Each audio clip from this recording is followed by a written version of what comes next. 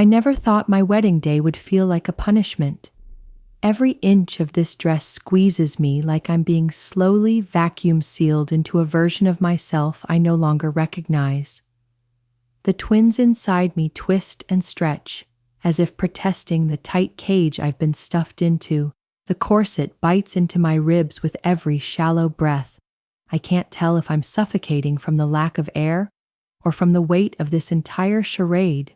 From the head table, I watch my own wedding unfold like a movie I wasn't cast in.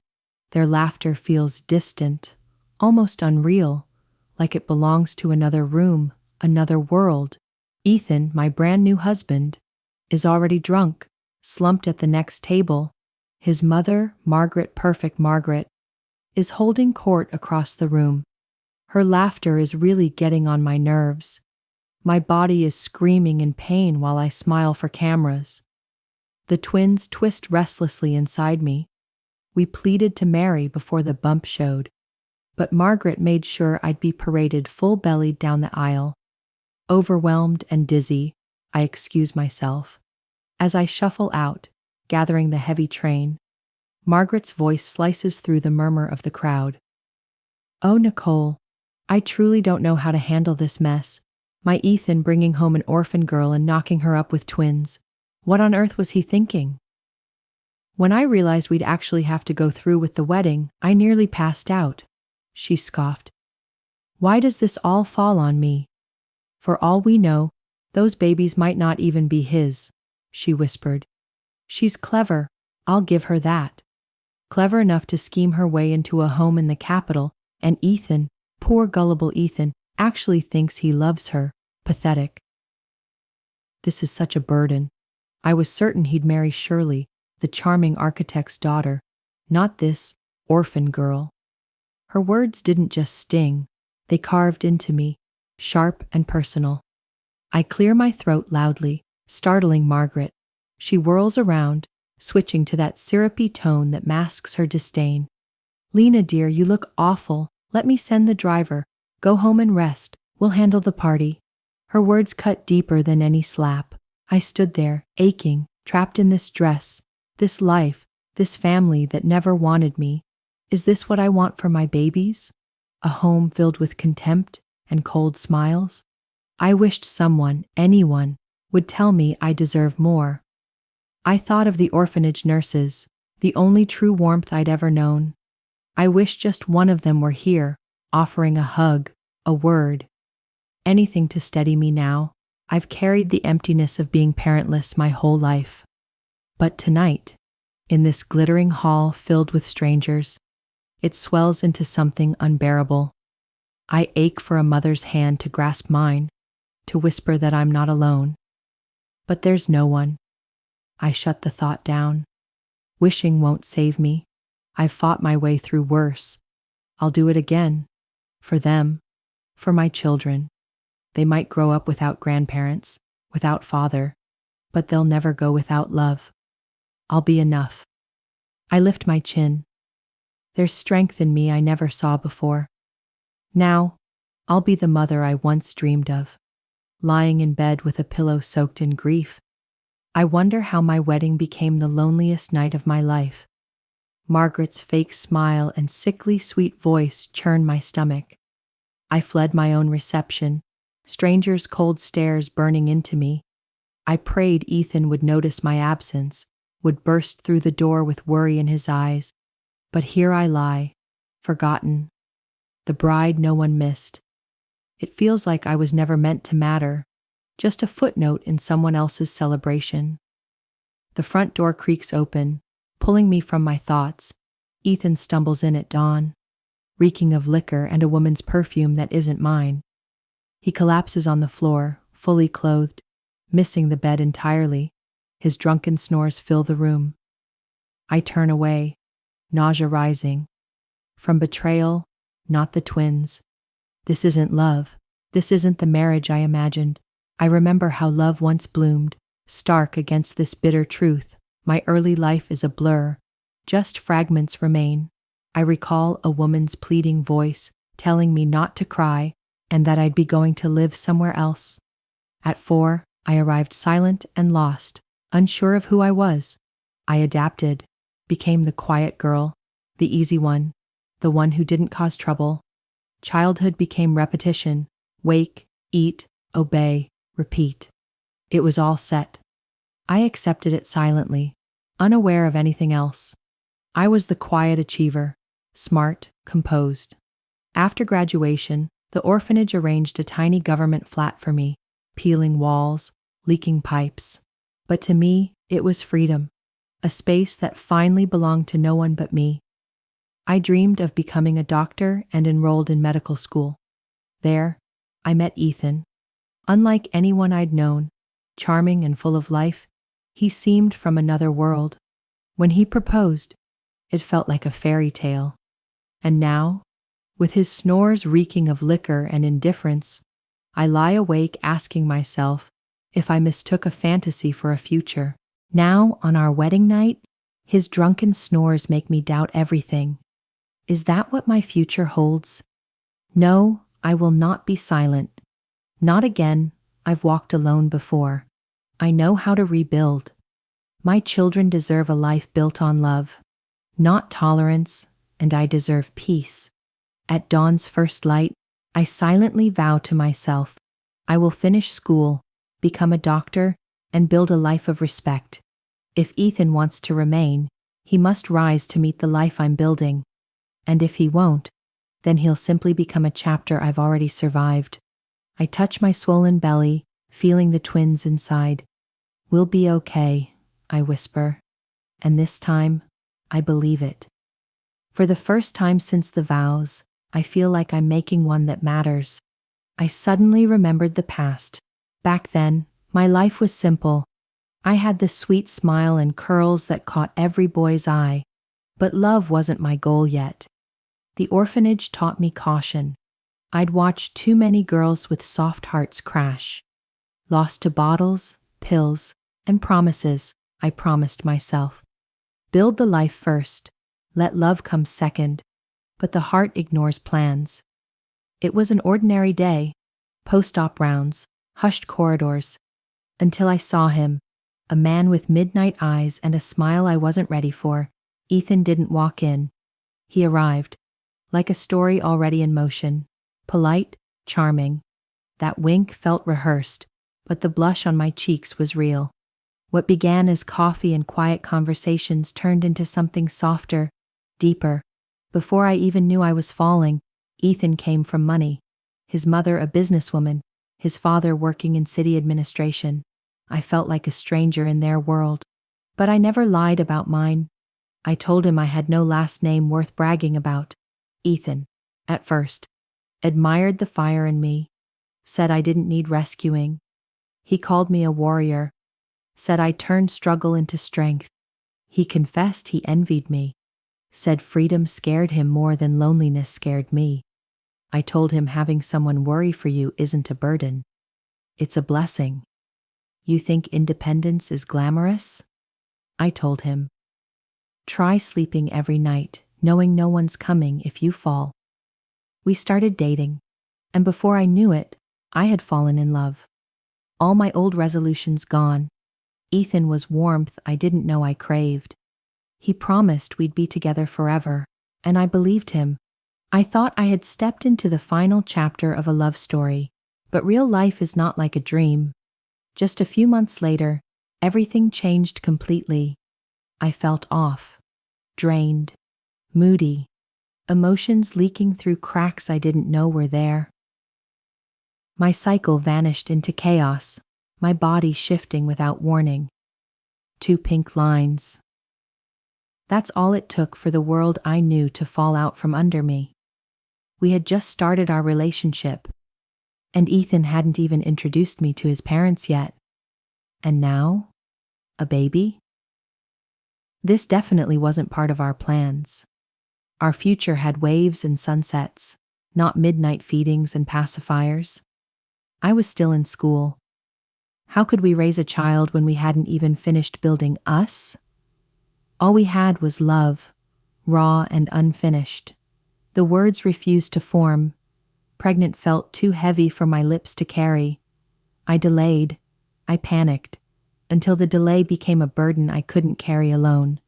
With my heart hammering like a warning bell, I knew I had to tell him, one breath, one moment. Everything would change after this. "Ethan, I need to see a doctor tomorrow," I said, voice flat with too much hidden inside. "Will you come with me?" I added, softer. "Please, I need you." His face paled, but he nodded quickly. "Of course," he said, fear blooming in his eyes. "Are you sick?" he asked, already bracing for the worst. I offered no answers. "Tomorrow," I said. "You'll see." The next day, I walked into the ultrasound room with him, palms damp, heart a thunderstorm, and then came the twist. 2 heartbeats, 2 lives. I was carrying twins, twice the love, twice the fear. Even the doctor blinked twice, then smiled like it was a blessing. "Twins," he said like it was good news. His joy clashed violently with the panic etched on Ethan's face. On the ride back, Ethan unraveled, pacing, ranting, his words heavy and sharp like falling steel. "How did this happen?" he snapped. "I'm supposed to be a future doctor. How could I be this careless? My parents will lose it. They'll never forgive this," he muttered. He spiraled. "We barely fit in my place as it is. Now there's going to be 4 of us?" He didn't even own the keys to a place he could call his. "My dad was going to give us a luxury apartment," he mumbled. "Now?" They might cut me off entirely. I felt like I was drowning, not in water but in fear, shame, and a future I couldn't grasp. Tears slipped silently. "I don't know what to do," I whispered, as if admitting it might break me. "I didn't ask for this either," I said. "I'm just as lost as you. School, bills, 2 babies." My dreams collapsed into equations I didn't know how to solve. But then something broke. Quietly, powerfully. A line that wouldn't bend anymore. "Don't throw this all on me," I said, my voice low but steel-edged. "You were in that bed too, Ethan. I didn't make these babies alone." My voice cracked, but I didn't flinch. Not this time. Then came the fear I tried to bury, the question I hoped never to ask. "Are you going to leave?" I asked, bracing for silence. I stood in the quiet, my entire future dangling on a breath I didn't know if he'd take with me. Would I be left behind, again, just like I had always feared? And in that silence, I made my choice. Whether he stayed or not, I would rise. For me and for them, I never imagined my heart could stand in one place while the world around it pulled in opposite directions. Love or shame, hope or humiliation. Ethan held me like I mattered, but his words slipped through my fingers like sand. "They're mine too," he whispered, apologizing for his panic, but not undoing it. "We'll tell them. We'll fix this," he said, but his voice shook with uncertainty. He promised we'd figure it out, though his eyes begged me to know the way. A flicker of relief warmed me, only to be snuffed out moments later. Meeting his parents felt like walking into a blizzard, all sharp winds and frozen stares. Ethan, ever the diplomat, spoke of love first, then twins. He begged for grace, telling them we hadn't planned this. But it was real. Margaret clutched her pearls like I'd pulled a knife.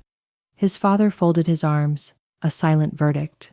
Then came the interrogation, not with fists, but with questions sharp as scalpels. With each word, I shrank. My value measured not in love, but lineage.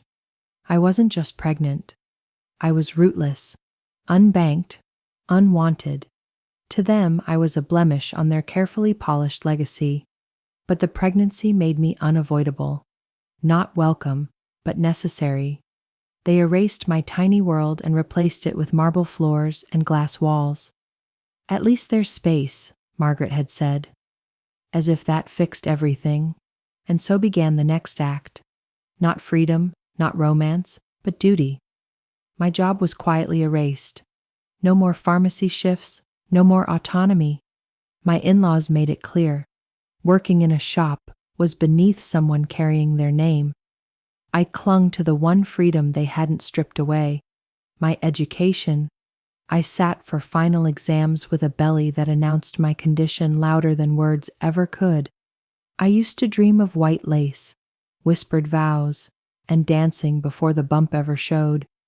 I imagined turning in the mirror, veil in hand, eyes shining with hope. A wedding is not just a party. It's proof. It's a woman's chapter of joy, written to last. But Margaret had other plans, ones that didn't include me glowing or proud. She postponed the wedding like rescheduling a meeting.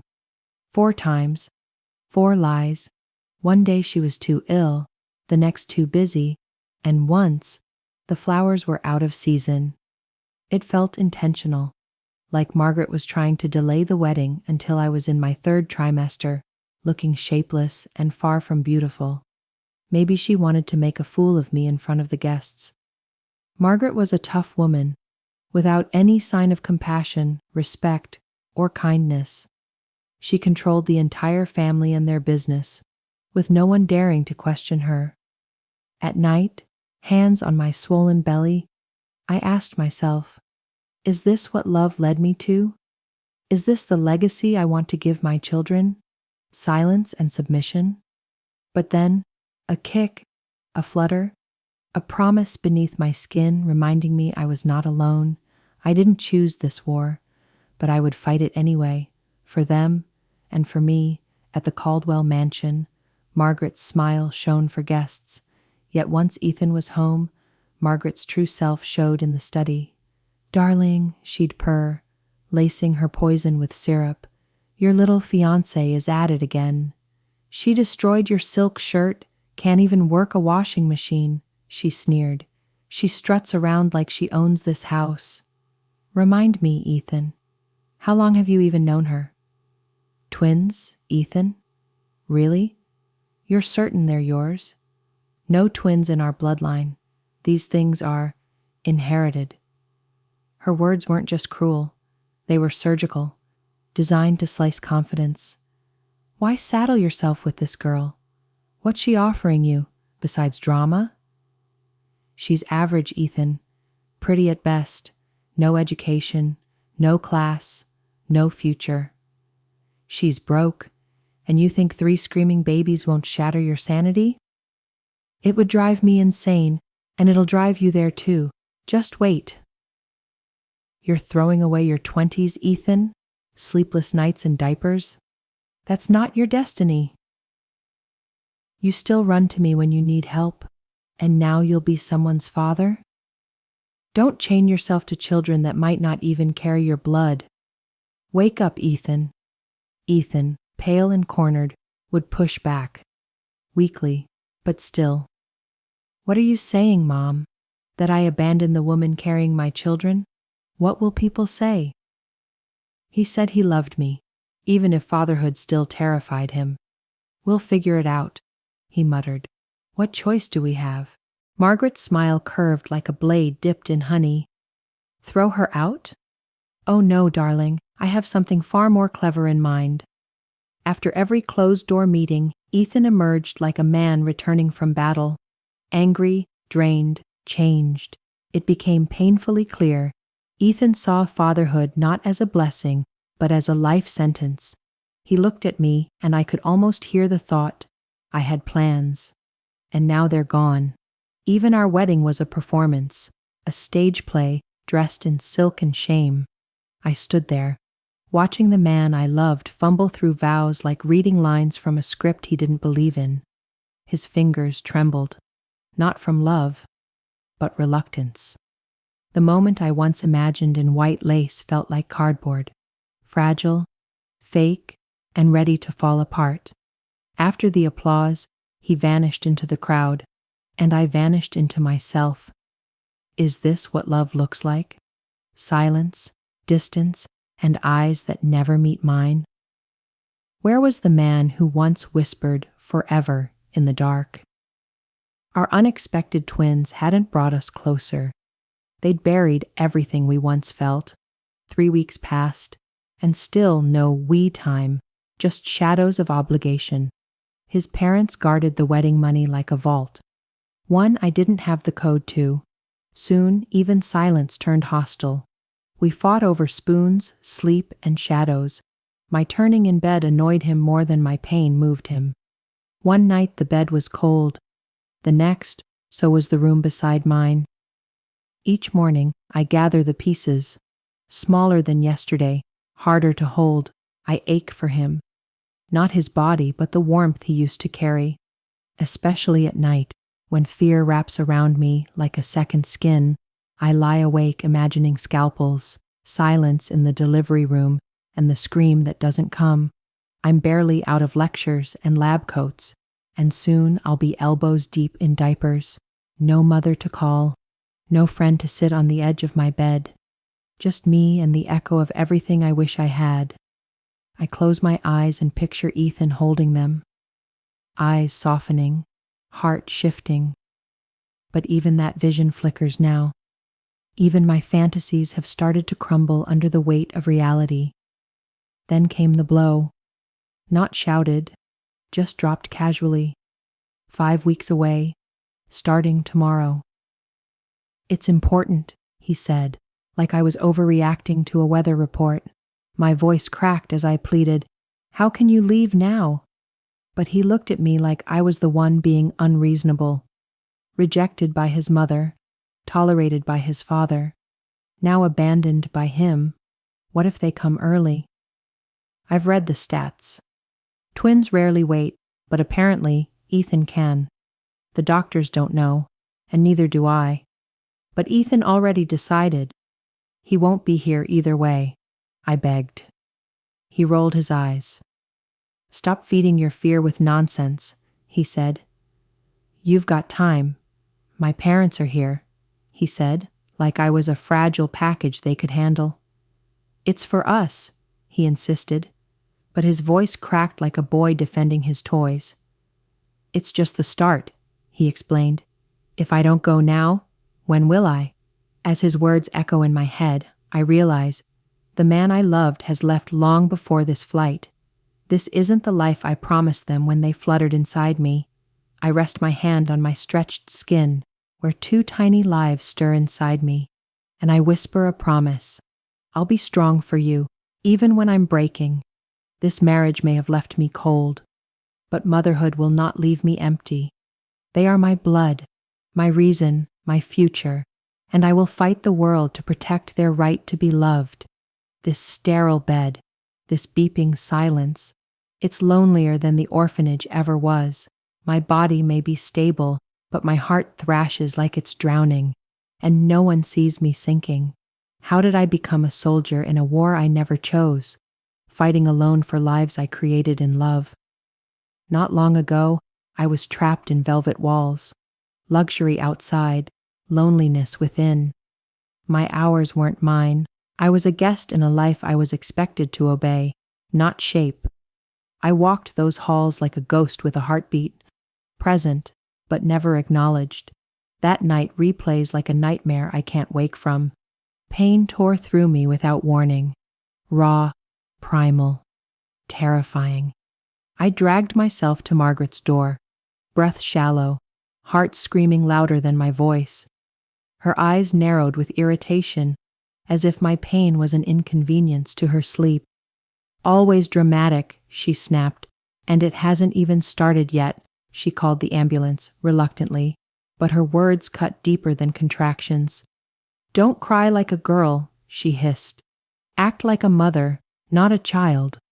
Now I lie still, wired to machines, praying each hour doesn't become the hour I lose them.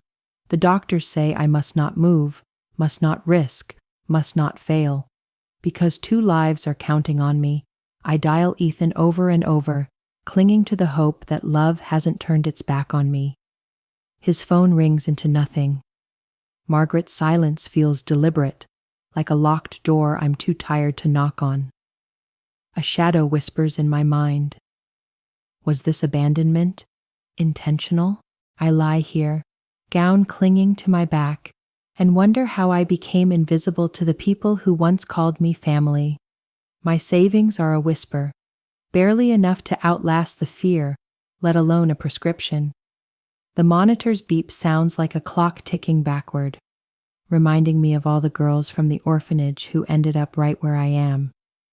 So many girls I knew ended up as ghosts in hospital gowns, waiting for someone who never came. I promised myself I'd break the cycle, that I'd grow roots where others only had wounds. And yet, here I am, ring on my finger, but solitude in my soul.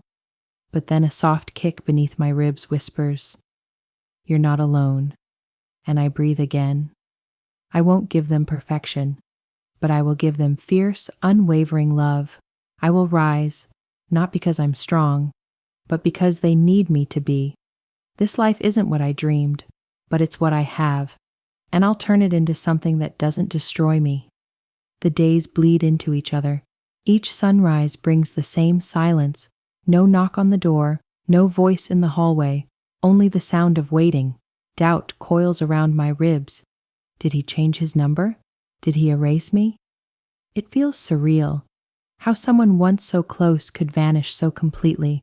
I cry into cotton that smells like antiseptic and loneliness. I am unraveling, stitch by stitch, the other women, strangers by name, sisters in suffering. They offered oranges and quiet kindness. I found a flicker of light in the dark. Joyce Meyer, a gentle nurse's aide who saw the hollow in my eyes and chose to care. She'd talk to me like I mattered, slip warm meals into my hands like comfort folded in foil, but kindness couldn't stitch up the wound of abandonment. Labor loomed, and my husband had vanished like smoke. Desperation cracked through my voice. I clutched Joyce's hand like a lifeline. "I think something's happened," I confessed, voice thin with panic. "Why would he disappear?" I whispered, the wedding ring on my hand suddenly feeling like a cruel joke. Saying it aloud made it real. The dread I'd kept bottled now spilled into the sterile air. I pressed the note into her hand like it carried my last ounce of sanity. "Please, I need to know if he's still mine," I begged. Joyce nodded with misty eyes. "I'll go tonight," she whispered. I waited, every passing hour a rope tightening around my chest. But when she walked in, I knew, before she even spoke. Her silence punched harder than any truth. "He's fine," she said flatly. "I saw him walking out of the house with another woman." When she called his name, he paused, not with recognition, but calculation. "You've got the wrong man," he said. "I don't know any Lena." He didn't even look at the note, just ripped it like it meant nothing. Like I meant nothing. "He lied," Joyce said quietly. His eyes darted, like he was ashamed. "He's gone, Lena," Joyce whispered. "He chose to erase you." Her words punctured something inside me. Pain flooded out like a dam, finally giving way. I gasped, not from heartbreak, but from the sudden gush of warm water. Joyce's eyes went wide. "It's time!" she cried. "Your water just broke!" She dashed out, calling for the doctor, shouting over her shoulder, "Hold on, Lena, I'm coming back." The contraction tore through me like lightning, but beneath the pain, something else rose. Resolve, alone, shattered, but not broken. My children deserved a mother who would never walk away. They were mine, fully, fiercely, and I would love them twice as hard to make up for what he lacked. This wasn't a fairy tale, but it was real, and I would own every messy, glorious, painful second of it for my children. I never imagined my arms would hold 3 lives, warm, fragile, mine, while my own heart was cracked and hollow. The birth was merciful. No knives, no screaming, just quiet, urgent strength. But as I stared at them, pink and blinking, the weight of reality crushed my chest. My arms weren't enough. A cruel metaphor for the life I feared I couldn't give them. "I don't even have a stroller," I whispered, as if the absence of wheels proved the absence of everything. The weight of my reality pressed down until my tears came, hot, silent, endless. Joyce, steady as ever, brushed my hair back and said what I needed to hear most. You're stronger than you think, she said. You don't need him, you've got them. My brother might visit, she smiled. He loves babies. Maybe he'll bring some flowers and cheer. You're not alone, Joyce said firmly. And in that moment, I believed her. She spoke of Noah like a quiet hero, the kind who limped not from weakness, but from courage. Joyce, ever my advocate, promised to speak to City Hall about housing and aid. We'll help you, she smiled, but all I heard was the echo of who wasn't here to help. On discharge day, my roommates fixed my collar and offered shaky encouragement, powder on my face, pain in my heart, the strangest balance I've ever worn. The city officials came, clipboards in hand, documenting my new beginning like a statistic. Noah waited downstairs, steady despite his limp. Like life hadn't broken him either. He offered warmth, not pity, and that mattered more than I expected.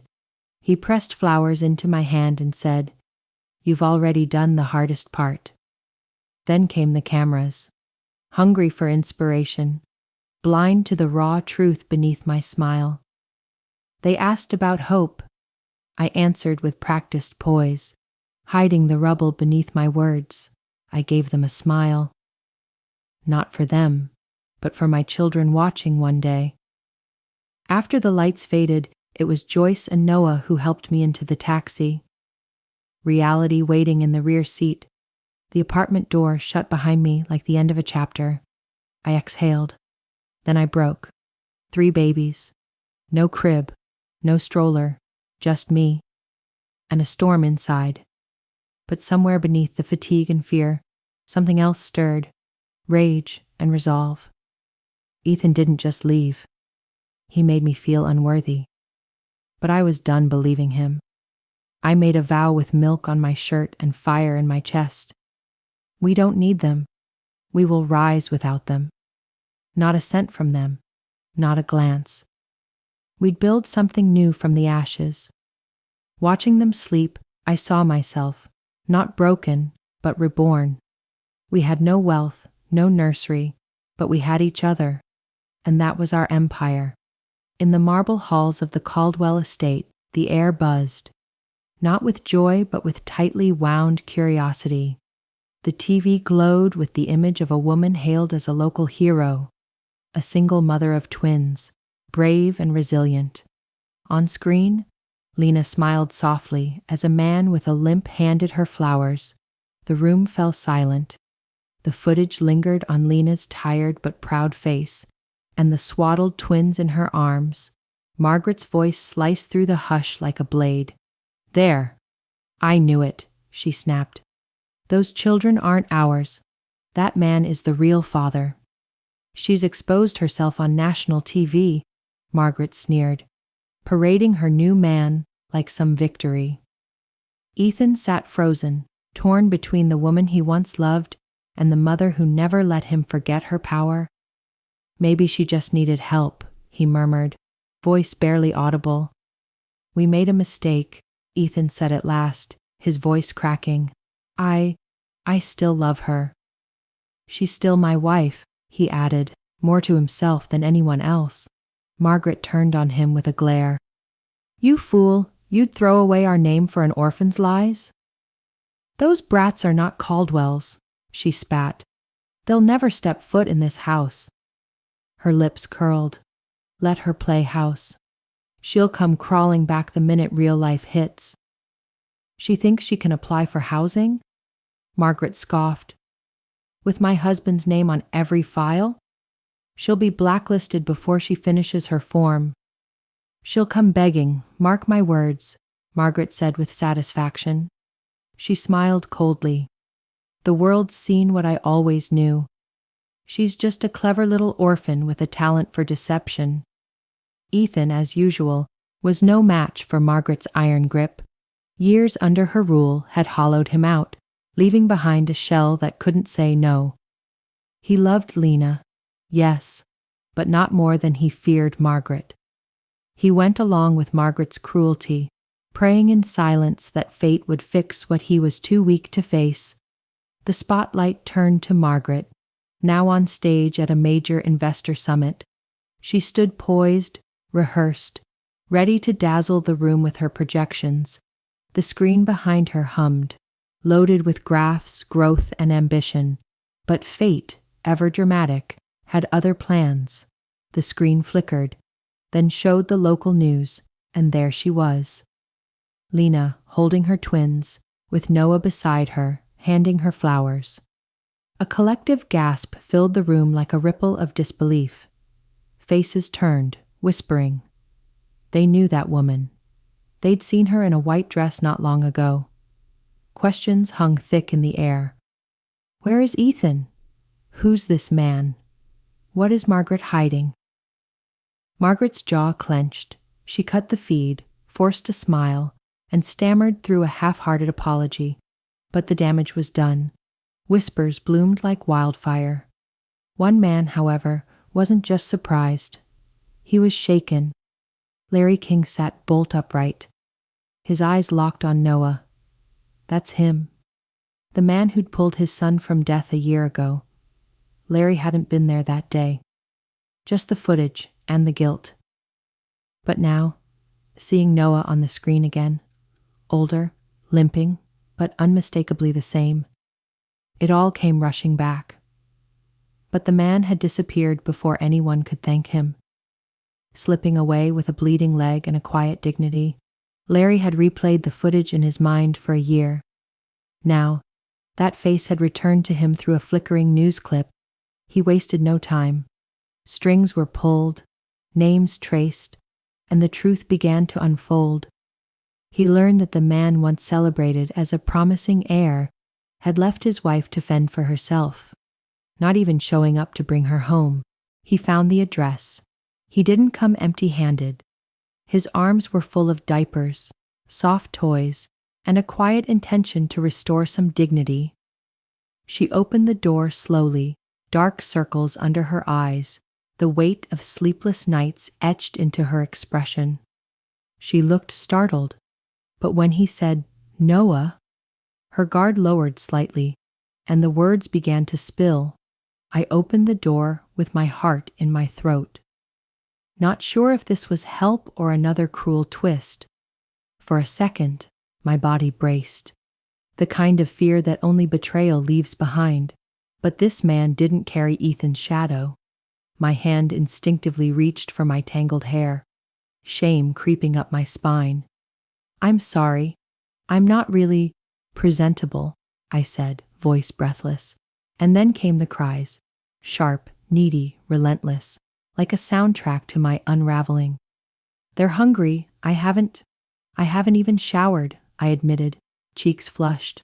A sharp scent hit my nose. Reality always had terrible timing. Oh no, the stew, I muttered, hurrying away. I'm Larry, he said softly, placing the bags down gently. Tell me, how's Noah? His voice was kind, not pitying, and in it, I felt something I hadn't in weeks, the possibility of a door opening. Thank you, I whispered, my voice fraying at the edges of held-back tears. He's Joyce's brother, the nurse who stayed by me, I explained softly. He was there when no one else was. Noah's a good soul, I said, my words tumbling out. He helped carry the babies home. I couldn't have done it alone. My tone sharpened. Grief edged into something harder. He left us. Coward that he is, I muttered.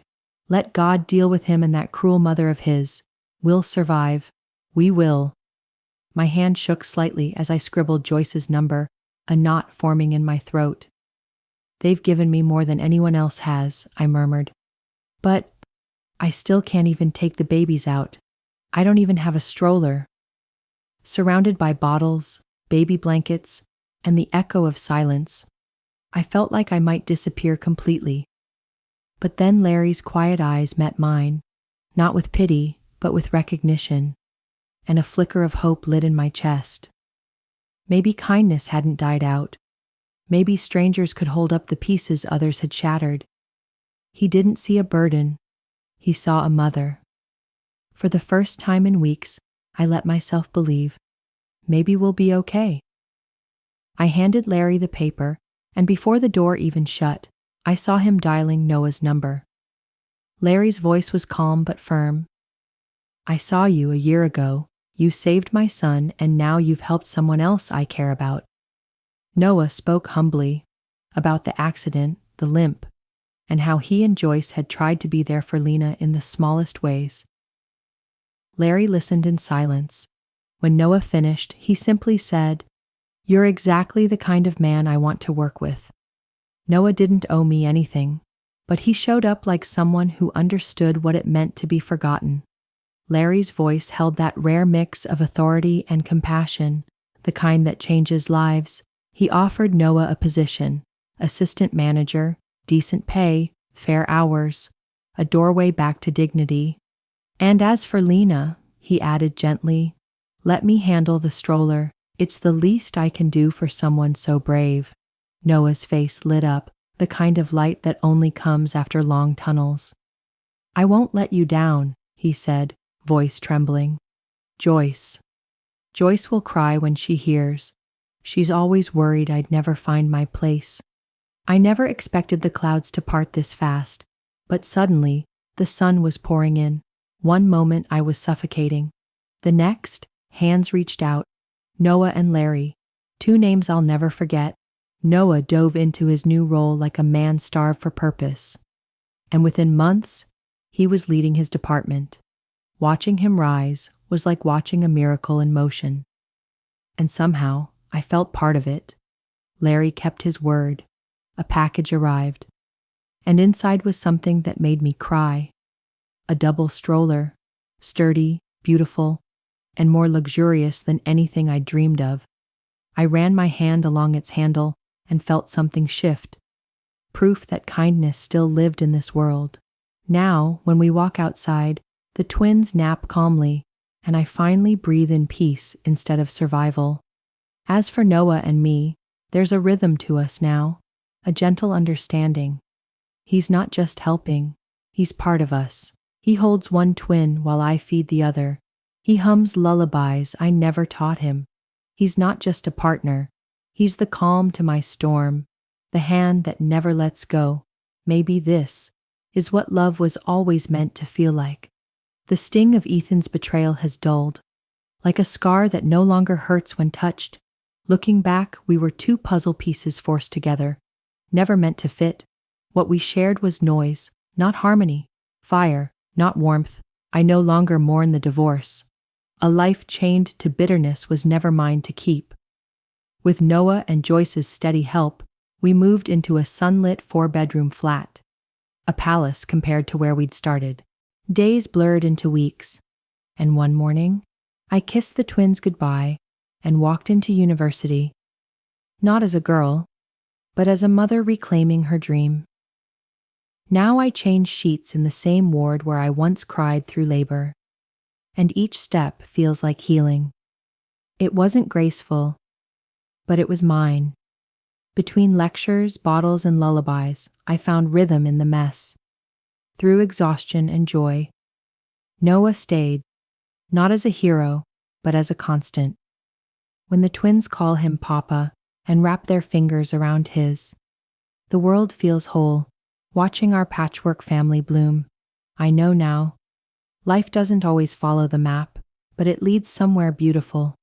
From broken places, I built something unshakable, a kind of happiness born not from perfection, but from endurance and love. It wasn't the dream I started with, but it's the life I chose, and I would choose it again. And if I had to do it all over, the tears, the fear, the fight, I still would. Meanwhile, behind the locked gates of the Caldwell estate, silence had replaced splendor. Margaret's empire crumbled. She lost her title, her wealth, and the cold pride she once wore like perfume. Ethan drowned his regrets in whiskey, muttering in slurred curses how Margaret had ruined him, and how he never had a choice. Her name haunted him, Lena, the one who loved without conditions, the one he betrayed. He begged, called, left messages. But I answered the way he once did, with silence or the click of rejection. Desperate for meaning, he gambled it all. Chips, whiskey, women, chasing warmth he had thrown away. No perfume or practiced smile could replace what he'd once held. And destroyed, Margaret watched her empire and her son collapse. And only then did the mirror show her face in the ruins. And so she did what bitter people do. She redirected the blame to me. "If you want redemption," she whispered, "take the children from her, bring them home, rebuild your name." "They're your blood," she hissed. "You have a right to them. That orphan girl stole your future. Steal it back." Ethan, broken and bitter, agreed. Not for love, but for redemption in his mother's eyes. I never imagined standing in court, my palms sweating, defending the only home my children have ever known. That same woman who once sneered, "They're not family," now demands to raise them. The irony is almost laughable. They called my babies strangers. Now they call them heirs. I stood tall. Not because I wasn't afraid, but because my children deserved a mother who would never tremble. "Ethan is not their father," I said firmly. "Only one man has earned that title, and his name is Noah. These children are not bargaining chips. They are not legacy pawns. They are mine. Please, let us be." Margaret's voice screeched across the courtroom like a siren. "She's lying. She stole our blood." "We demand DNA tests," she shouted, manic fury flashing in her eyes. But I didn't flinch. I stood, spine straight, voice calm, like a mother who's already won. "You have no claim here," I said quietly, "and no soul left to make one. Not without my consent," I added, "and you'll never get it." The memories returned, icy hospital walls, unanswered calls. The ache burned through every word. "You left me bleeding and alone," I said. "I wasn't family then, just an inconvenience. You didn't want me then. Don't pretend you want us now. Just leave us in peace." The judge's voice rang clear. "Petition denied. Custody remains with Miss Lena Nguyen." As they slink from the courtroom, I stand tall, victorious, but weary. But Ethan wasn't done shaming himself yet. He caught my wrist, familiar, trembling. And I recoiled. "Please," he stammered. "I still love you. I think of you every night." I pulled away, my eyes cold. Not from hate, but from knowing better. "You can't forget me?" I said. "That's your burden. I'm free of you. Completely." Years of silence burned out in that one breath. You were never my partner, just her puppet in a suit. But then something gentler surfaced. Not forgiveness, but clarity. "Thank you, Ethan," I said softly. "If you hadn't left me like that, I would have never found Noah, never found peace." I squared my shoulders, taller than my past, steadier than my pain. "This isn't a goodbye," I said quietly. "It's the last chapter, and you're not in the next one." I turned and walked, the click of my heels like punctuation to a story I was done telling. The sun touched my face, and I felt air in my lungs for the first time in years. I could finally breathe. The horizon no longer frightened me. It welcomed me. For the first time, freedom wasn't scary. It was mine. Hope wasn't a dream anymore. It was a destination I was walking toward. After court, Ethan unraveled, thread by thread, until there was nothing left but chaos. He drank, gambled, cursed Margaret's name, blaming her for the ruins of his life. Sharks circled. He sold everything, watches, property, even heirlooms, all to feed a hole he could never fill. Every bet he placed was another shovel of dirt thrown over his future. Margaret's once proud posture had folded into a shadow, hunched, bitter, broken. Wrinkles no longer whispered age. They screamed guilt and resentment. Desperation makes devils out of the prideful. And Margaret whispered evil to wolves. She fed lies to criminals. They're his kids, she hissed. Take them, ransom them. It will fix everything. In her warped mind, punishing me meant redemption, and she no longer cared about the cost. I'd known pain. I'd known grief. But this was terror that hollowed the bones. One moment, I watched them laugh under the trees, sunlight in their hair, joy in their voices. In one blink, my world shattered. They vanished, snatched by faceless men in dark hoodies. The screeching tires still echo in my ears, the sound of my babies being torn from me. I ran. I screamed. My legs collapsed beneath me, but I kept screaming until the sky cracked. Sirens howled, faces blurred, reality melted into chaos. At the hospital, they drugged my panic, but terror clung like fog to my skin. And then Noah, his face like a lighthouse in the storm. I clung to him, gasping. Bring them back, I pleaded. I can't breathe without them. What if it's too late? Every heartbeat was a blade. Every second they were gone was another scar. Noah held me close. We'll find them, I swear it. His voice was strong, but his hands trembled. But hope felt like betrayal. How could he promise something no one could control? When the detective walked in, I wiped my tears and turned into steel. My fingers trembled on the notepad.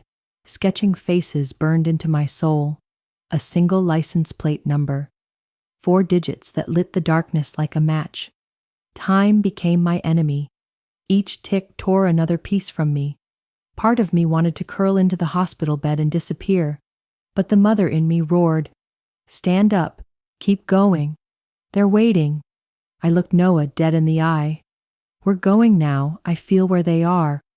"My blood knows their blood," I whispered. "Please, trust me." Noah hesitated. Logic battled with love on his face. My heart thundered, not from fear, but from instinct. My babies were calling. "You just came out of sedation," he said. "You can't." But Noah didn't understand. Not yet. I met his eyes, mine ablaze with the kind of fire only a mother could carry. "If you won't help," I said quietly, "then I'll crawl there myself if I have to. I'll rip the world apart if I must. I'll bleed for them. Don't test me." Noah's jaw clenched, but then he nodded. He saw the mother, not the patient. Together, we drove into the unknown, guided by hope, not certainty. We passed village after village, each "no, sorry," cutting deeper than the last. Night crawled in, and Noah begged me to rest. But I was lit by something stronger than sleep. "Don't ask me to stop," I said, voice cracking. "I'd rather die out here than go home empty." "My heart's already half dead," I whispered. "Please, one more house, one more face." Just as hope was fading, I spotted a flicker, a ranger's cabin tucked near the trees. I ran to the window, banging with both fists, my voice barely human. The ranger listened, eyes narrowing. Then he nodded. "There's a shack, deep in the swamp. Locals don't go there." We followed him, headlights cutting through fog, hearts pounding louder than the wheels. We arrived. A crooked shack, one window lit. My breath caught. That dim light was a lifeline, or a trap. I didn't care. Then, a shout, a crash, a gunshot that split the air like lightning. The ranger tackled a man to the ground, and then, 2 tiny voices crying, "Mama!" "I saved them," he gasped. "I hid them from worse men than me." As I held them, the world came back. Color, warmth, breath, everything. Cradling them against my heart, I felt the world knit itself back together. Later, the truth came gently. He wasn't the threat, but the shield. He led the police into the marsh, and with it, dragged Margaret's monstrous plan into the light. Margaret was institutionalized. Ethan lost everything: his father, his fortune, and the last of his illusions. Watching them sleep, I knew the storm had passed. Fear still whispered in the corners of my heart, but no longer ruled it. I vowed to love louder, hold longer, and cherish every messy, beautiful breath of motherhood. Peace had always felt far away, until it sat down at our dinner table, and there he was. Caleb, the quiet man who changed our fate. Noah called him a hero. I saw the gratitude in his voice, and it lit something soft inside me. Caleb simply said, "No, she's the hero, she never gave up." And I wept. Noah turned to him. "Come work with us. This family could use a man like you." I loved him more for that. "Let us give back," I added. "This family is your home too, if you want it." I pictured him by the lake, showing the twins how to cast lines, and for once, the picture in my head didn't hurt. It healed. We didn't just find a rescuer. We found a friend, a second chance, a new beginning. Our family has grown. Not by blood, but by something stronger. Belonging. Watching Caleb find peace in his new role, I realized life doesn't just heal. It rebuilds. Every shared sunrise, every quiet meal. They've become gold threads in the fabric of our new life. On weekends, laughter echoes by the lake, and I sit under the sun, drowning in love too big to hold. I once feared 2 babies would break me. Instead, they built me. That first year nearly broke me, but it also forged me. Now, I have 3 small voices calling me mommy, and each syllable feels like a crown. It's chaos, it's heaven, it's us, it's messy and magical and mine. It's the ending I never dared to dream, but the one I'll never stop thanking life for. Surrounded by the family I chose and fought for, I know now. The darkest nights birth the brightest dawns. We weren't just survivors. We became builders of something better.